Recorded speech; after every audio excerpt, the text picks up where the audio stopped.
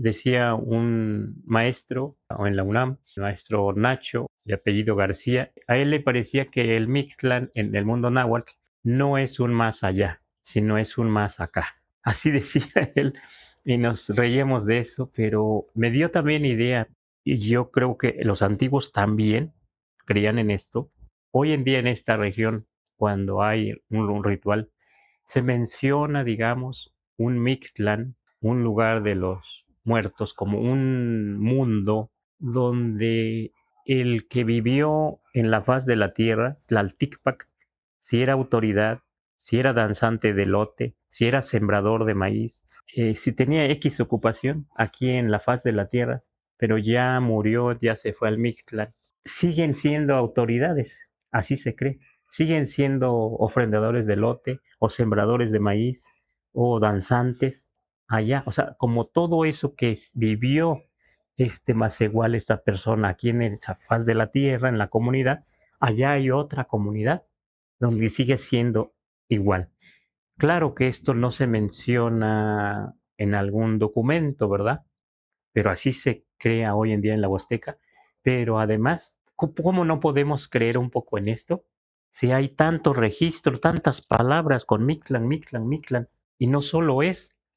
mencionando las personas, sino mencionando sus ocupaciones, mencionando ese mundo, pues. Es que cuando se va a sembrar, por ejemplo, se menciona, yo lo he visto así, estos dos planos, digamos, para que esté completo el rezo, para que esté completo y se pueda hacer bien el ritual, la ceremonia, para que se pueda dar bien el maíz si es en la siembra. Yo entiendo